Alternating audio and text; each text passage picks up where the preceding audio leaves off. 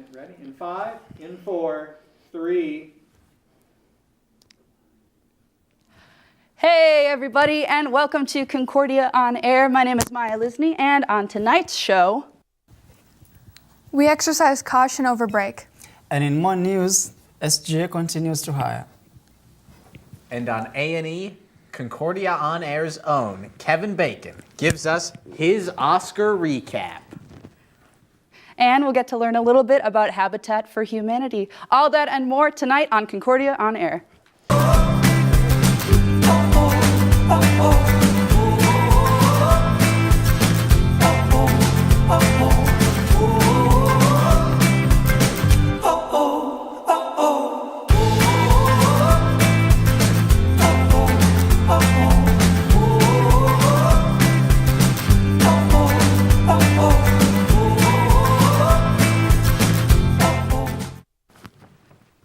Hey, what's up? I'm here with Johan, because Johan was just on the Habitat for Humanity trip. And I know you guys are all really excited to learn about that. So, hey, Johan, happy to have you here. I know you have just spent the past week in Athens, Greece, which is a really long trip for just a week. Oh, wait, no, it was the Georgia one, right? Okay. Well, what was it like there? What were you up to? Why were you in Athens, Georgia? We kind of wanted to escape the snow, we're like, all these northern locations, they're just not it. Not just kidding.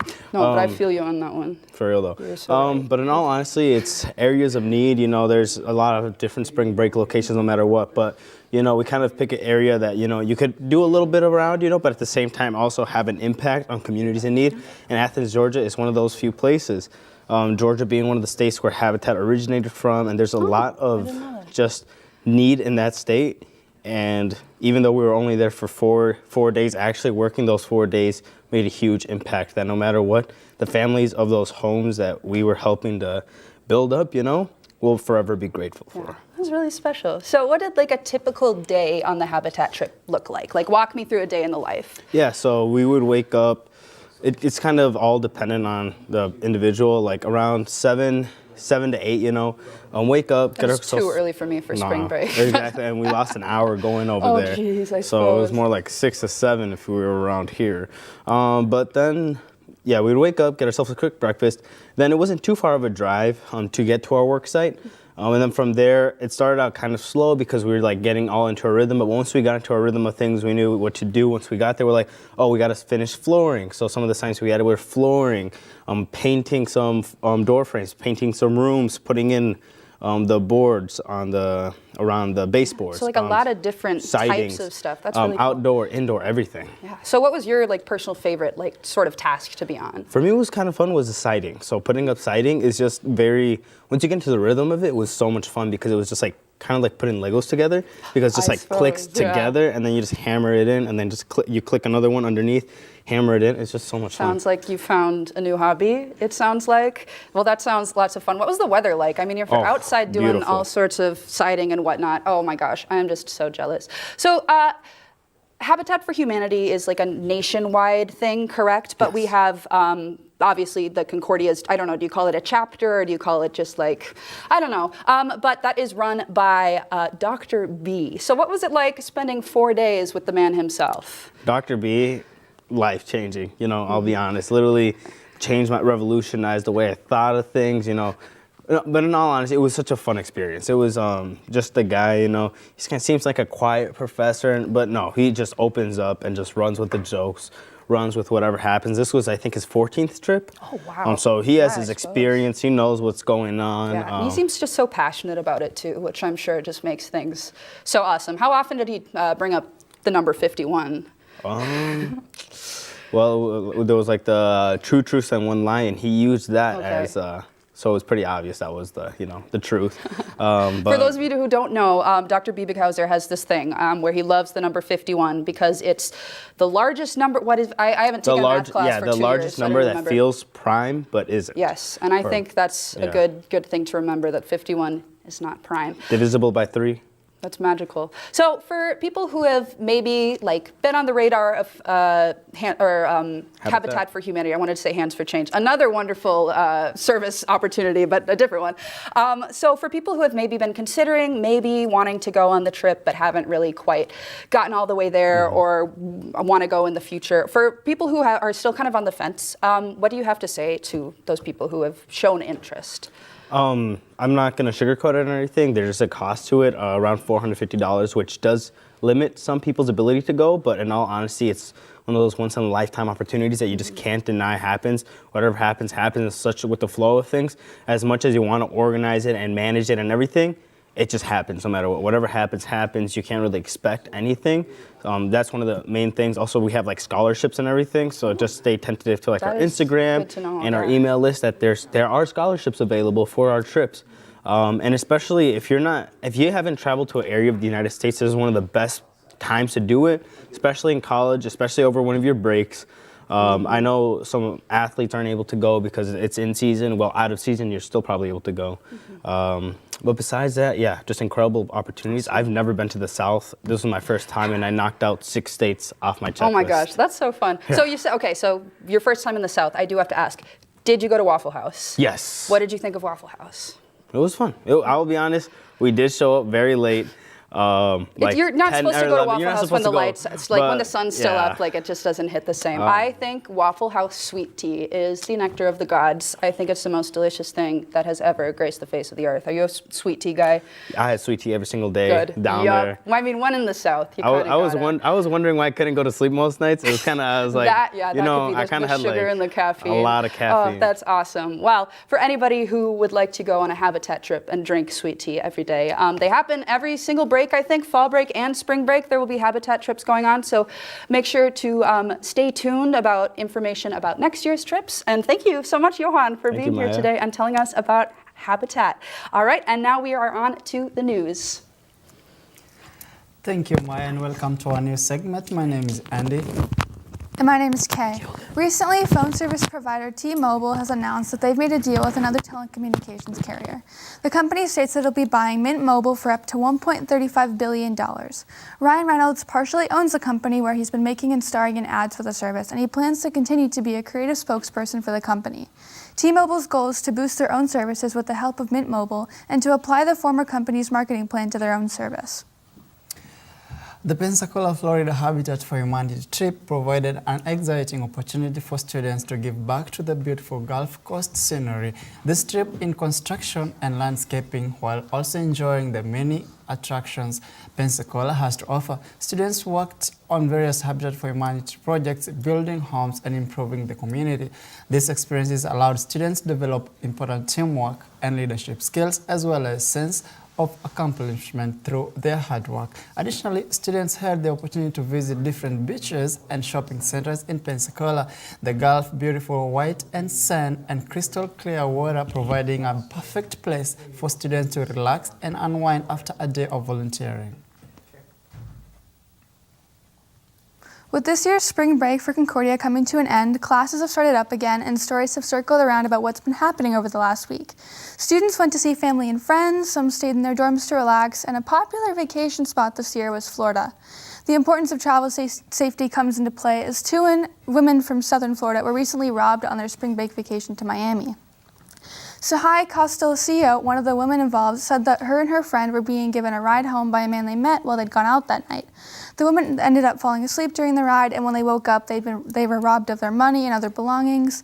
And unfortunately, these two women don't think they'll be going back to Miami anytime soon. It raises awareness for other vacationing students to be careful as possible when you're in an area you don't know. The Concordia College Students Government Association, SGA, has announced open positions for the upcoming academic year 2023-2024. The available positions are Civic Engagement, CMC Lead Diversity, CEC Lead Program and Events, SIC, Sustainability, and Mental Health Advocates. The SGA plays a crucial role in representing the students' body and serving as a liaison between students and the administration. As such, the organization is seeking passionate and dedicated students who are committed to making a positive impact on campus. For questions regarding the application process or any of the available positions and the job descriptions, please contact the hiring team through sj@col.edu. Concordia College's celebration of Student Scholarship Symposium showcases students' hard work, research, and creativity. The due date of the abstracts for the projects are today, and the symposium will be taking place on the 19th of April. In the event, there will be different activities such as art sessions, department and program sessions, and awards. This event is to be in person and will have a variety of different disciplines to look at. And now, a word from our great hosts.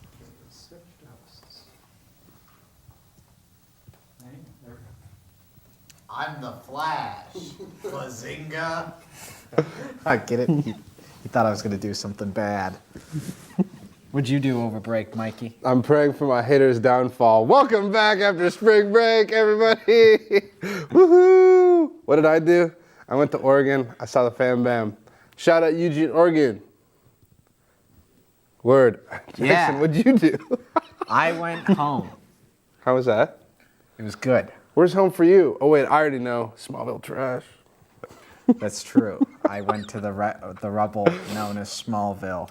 Sorry, I'm I throwing. visited the place formerly known as the Smallville IHOP, where Superman and Zod once had a throwdown. It's a pile of rubble now. Thank God. I'm sorry, I'm a little tossed up. Usually we rock at the beginning of the show. This mid-show energy is a little different. Kind of It makes is. me. Michael's in his zen. I'm in my serious actor mode. Sorry, I'm gonna get fired. I shouldn't be doing this job anymore. I don't take it seriously enough. Talk about the weather. Actually, though, it is so crazy that we can see the roads now. Yes. How much snow we had. I just really hope we don't get another hard freeze, because that would be really bad. I shouldn't even have said that. Mikey, you've cursed us all. I think spring is real. Spring is real, I think it's back. but it's not here yet. No. Well, kinda. I felt Your like. roommate lied to me. Which one? Ben said there was spring in the air. That was Ben. over a month ago, Ben. Ben. Where is spring? Shout out Ben. You guys remember What did you Ben? do with spring? Ben was here actually last year. Ben was in an interview here last year and also earlier this year for something else. I know he came on for Valhalla Ultimate Frisbee, and he was on for another thing. Shout out Ben. Hey Ben. Ben, if it was you who took my marked butter out of the fridge and put it in the butter dish, not cool, man. It was my butter. I marked it. I very clearly marked it. Also, if it was you who used the last of the toilet paper and didn't text anyone in the group chat, I literally went to Aldi today. I could have bought some more. You're so silly. It was all me. Jackson came to my house and moved my butter and used our toilet paper. Ugh, classic Smallville trash. Yep. This is what happens when you bully a kid from Smallville. He rises up. You'll get your competence. I don't know. How do you say that word? Competence. Competence. And you know who won't be getting their competence because they haven't done anything bad, so they don't deserve any bad karma? The costume shop. Let's hear it for the costume shop. Shoot us into that news package. Beth. I am helping out in the costume shop this year. I do some student design and a lot of stitching. I am also one of the Phantoms in Rocky, and I'm having an excellent, wonderful time. There is a lot of cutting and sewing, a lot of taking inseams and pulling them out. It's a lot of construction, and you work hand stitching and machines, you drape, you dye, you distress. It's a little bit of everything. Beth is one of the costume shop student workers. So I've been sewing on and off for most of my life. That was just something, we had an old sewing machine in my house, so I came into college being like, yeah, I've worked community theater. I've done the whole hot gluing feathers onto a leotard. Sometimes while the person is in the leotard, it's fine. And I was so terrified of Katie. She's so cool, and please don't be scared of Katie. She's so sweet. She's the nicest person in this entire department, and you can quote me on that. Costume shop manager Katie Curry has been hard at work creating and designing costumes for the Rocky Horror Show. For the first time in my life, I get to do a David Bowie inspired show. And I am wildly happy about that. I have been training for 25 years to do this show. A lot of the costumes for this show light up, and I'm very excited about that, but we're doing it in like kind of a tacky way. So it'll be like, we're talking, and then they'll be like, pah, pah, pah, and then parts of them will light up. The costume shop is run by Katie, along with many student workers and volunteers. We have giant feathered nonsense things, or if you want to play with battery-operated costumes, for sure, shoot me an email. Come on down. There is this like 1950s Stepford Wives, burnt orange and cream. I would murder my husband by poisoning him with rat poison or arsenic in a homemade pie. And every time I see that dress, I go, I need to put that on somebody on stage. And I have never had the chance. And I would steal it in an instant. The theater here is excellent. Not biased at all, but I think we have a beautiful set of shows coming up. So like, if anybody wanted to come see and be like, oh, costumes, I would not be opposed. To volunteer, email kcurry@cord.edu. Thank you for that wonderful news spot. Today, we have a guest who's usually behind the camera, but today he decided to step from out of the curtain and come in front of the camera. Greg Carlson here to Great talk to be about here. the Fargo Film Theater. I love talking about the Fargo Film Festival. That's the one. Every March. And this year, March 21 through March 25 are the 5 days of the Fargo Film Festival. So starting soon. Next week? Tuesday through Saturday. Okay.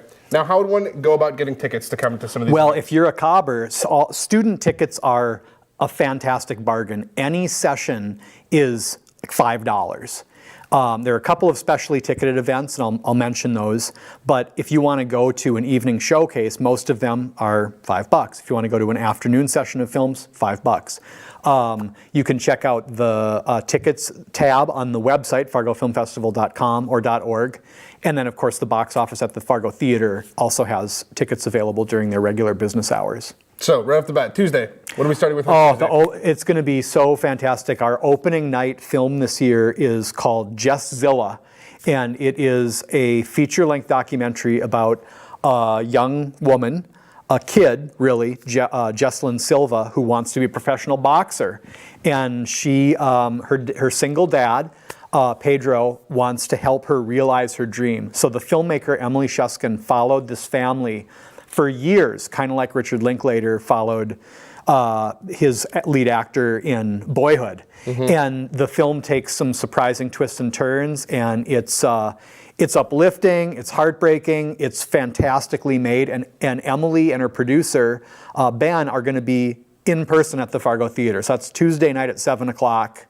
A great way to kick off the festival. The director's name again, Emily Shuskin. Emily Shuskin. If you go to Emily Shuskin's Vimeo account, you can see the trailer, and you can also see the short version as well. Yeah, it was originally a New York Times op doc, so it's been seen. The short version of the film we played at the Fargo Film Festival a few years ago, and now we're like really happy that she finished the full version and is coming back with it. Yep, it's delightful. I've watched it. I highly recommend it. Come on Tuesday. Rolling into Wednesday. What's next? It's going to be a short comedy showcase, and for people who know me, I might even have a cameo that night. That's all I can say. One of the films is made by my friend Toby Jones, who works for the Cartoon Network, and he's worked on shows like Regular Show and OKKO, and his good friend Owen is the creator of Infinity Train, and they're both going to be at the Fargo Film Festival. I didn't even know this. That's so exciting. I will be there on Wednesday. So, good. Okay, great stuff. Comedy, Wednesday, Thursday. Thursday night's another documentary feature, a regular personality year after year at the Fargo Film Festival, Mike Schultz, one of my best friends. He is a professional documentary filmmaker from Duluth area, and he does a lot of films for public television, but he makes shorts and features, and this feature-length movie called Iron Opera, about the production of an opera on the Iron Range of Minnesota, is a total delight, and I get to host that night, so I'll be in person with Mike. Come see Greg host. And also, Mike has got some great work. I've poked around a little bit to see it, and also another Mikey recommendation. There will be live music from the one-person band, Steve Sokola, who's in Iron Opera. He's going to perform before the show. If you've heard that name, Steve Sokola, before, then you know you're in for a good treat. I don't know how I know Steve Sokola's name, but I do know who Steve Sokola is. So a one-person band. Exciting. Thursday and on to Friday. Friday night is sold out. So, I will mention it, but you can't. The chances of you getting a ticket right now are zero. Yep. It is an inconceivable evening with Carrie Elwes, who plays Wesley, or the Dread Pirate Roberts, in Princess Bride. And we're going to watch The Princess Bride, and then he will tell stories about his life in acting and working in the industry and the making of that classic film. So as far as I know, there's not a ticket to be had. It's sold out in just a couple hours. That sounds inconceivable. They've got one night left, right? Just one night, Saturday? yep. Saturday night. Two more of our headliners. Returning to the Fargo Film Festival is the modern horror maestro, Mike Flanagan, the creator and showrunner of The Haunting of Hill House, The Haunting of Bly Manor, Midnight Mass, the director of Dr. Sleep. We were lucky enough to premiere, we were the world premiere of his first feature-length film, Absentia, in 2011, and he's returning with his partner, and his creative partner, and his partner in life, Kate Siegel. They're partners in real life? They are partners in real life. I didn't know and this. they wrote together the movie Hush. That horror movie Hush. And then they've worked together on all these other projects. Really, really super cool to have them back. That's a separately ticketed event as well. So I think student tickets are $35. Maybe general tickets are $35. I think general. I think student might be a little cheaper. I'm sorry, I should have looked that up, but if you go to the ticket page on the Fargo Film Festival website, you can see. Yeah, and that's fargofilmfestival.com? And .org. Yep, and either one will get you there. Beauty. Last one I want to mention. Okay. Last thing. Of course, there's all kinds of other great films and filmmakers throughout the week. So you can, if you go to attend a session, don't be shy about just going up to any volunteer who has a badge on, or talk to any of the filmmakers who are there, because we only touched and highlighted a few. But on Thursday night after Iron Opera, starting at 9:15, is the annual 2-minute movie contest, which in this year we'll be watching just under 50 movies in just over an hour. So they blaze by. It only costs $2 separately to get into that event. All tickets, all seats for that are $2. Or if you go to Iron Opera, you can just stay for the 2 minutes. So I look forward to that every year. As someone who's watched these short films, it's amazing how much content and detail they can put into these 2 minutes. Sometimes it feels like much longer than 2 minutes. You feel like you're in there for a full 90 minutes. Well, that's kind of a stretch. But come see Iron Opera and then stay for the shorts for sure. If anything, I feel like that would be one that's really impactful for all of us students here. Awesome. Thanks for Thank telling you. us. Yeah. Thanks so much. And we'll see you next week. Shoot on to A&E with Jackson. Pow. Hi, everybody. I'm Kevin Bacon. Jackson's feeling a little under the weather today. I'm also feeling a little under the weather, but I'm Philadelphia's greatest export, here to talk about the Oscars. Kevin Bacon! Yeah. Kevin, what do you think? Guillermo del Toro, best animated film this year. What do you think that was a rightfully owned Oscar, Kevin Bacon? Well, Guillermo's never cast me, so he doesn't have a Bacon score of 0, so... Actually, can you remind me of what films you've been in? You might know me from Footloose, Tremors. Didn't you notoriously ruin the IP of the Invisible Man character? I may or may not have made him a bit of a freak. Kevin. Kevin, you know what? I'm sorry. You gotta go. We need Jackson here. Jackson! Jackson! Oh, I see him now. There he is. Coming round the mountain when he... Oh, Jackson's back! See you later, Kevin! We want to hear your opinion. Did you hear what Kevin had to say about Guillermo del Toro? Yes, that is true. Guillermo del Toro has never cast Kevin Bacon. It's a true shame. Is that really his fault, though? I'm really glad Guillermo won his Oscar again. He won it back. Little known story, actually, Kevin Bacon actually stole his Shape of Water Oscar that he got for Best You're Picture. right. Yeah. And Guillermo had to win it back by winning Best Animated Feature for Pinocchio. And I mean, just look at, you can't really see Pinocchio, can you? But he looks so cute. He looks Moving cute. on to Best Director, we knew the Daniels were gonna win. I was not surprised when EEO, what is the EEAO. EEAO. When EEAO kind of snatched everything up, I wasn't very surprised. But They're yeah, gobblers. they're Oscar gobblers. But you know what? They had a hunger. They had a hunger for a reason. They deserved that meal, and they ate. There's one opinion we're leaving out here. What? Oscar. Oscar, what do you think about being kidnapped by Jimmy Kimmel so much? He hates it. What do you mean Brendan Fraser has to wash his hands? I got nothing. This is a good bit, but in this, Michelle Yeoh has very smooth hands. Apparently. Michelle Yeoh's holding me way too tight. In fact, very deserving hands, according to Oscar himself. Oscar, you've been wrong in the past, but that is not wrong. Right there. What's that? You long to touch Christopher Nolan's hand. What is that? Oh, I bet he's kind of stinky. All those people touching that donkey and then touching him. Yeah, the He mule, says only the donkey. Jimmy Kimmel. He hates Jimmy Kimmel. Yeah. You want Mikey to host the Oscars next year? What do you say, coordination? What do you say, coordination? Let's blow up let's blow up the Academy's email boxes.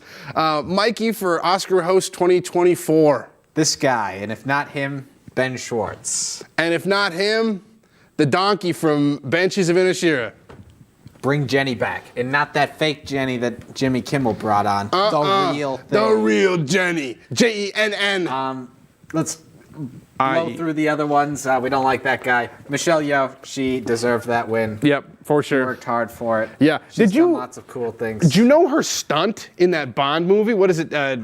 Tomorrow Never Dies? Yeah. She actually drove a motorcycle off a ramp onto a moving train. That's crazy. She deserved this. Hardcore. If you watch the hit film Quicksilver starring Kevin Bacon, you'll see a very similar thing involving dancing. That's a lie. Kevin's like standing over there and he's laughing. He's so happy that we're talking about him so much. Brendan Fraser, Yeah. I mean, yeah, that guy, he had that Oscar in the bag.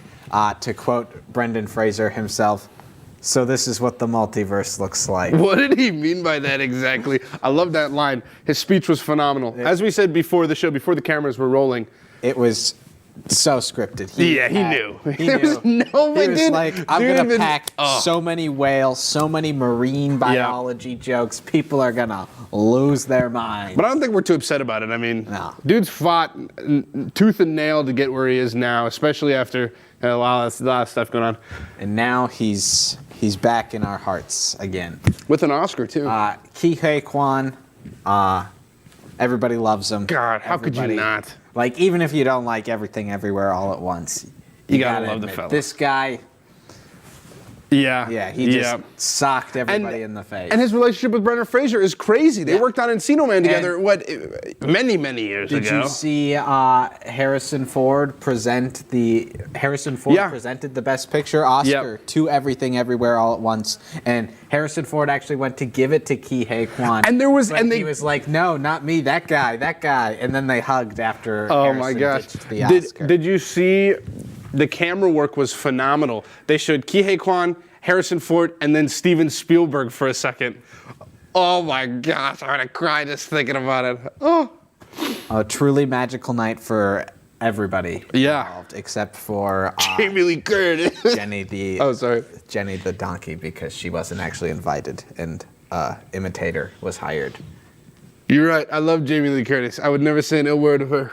Jamie Lee Curtis, the verdict's still out on whether that Oscar was deserved. But she gave a great and wonderful speech about it. I think her speech is one of those rare speeches that it makes up for the fact that maybe I shouldn't have the award. And her I'm an actor thing was good. Yes. And also, I don't know, I trust the Academy. I don't.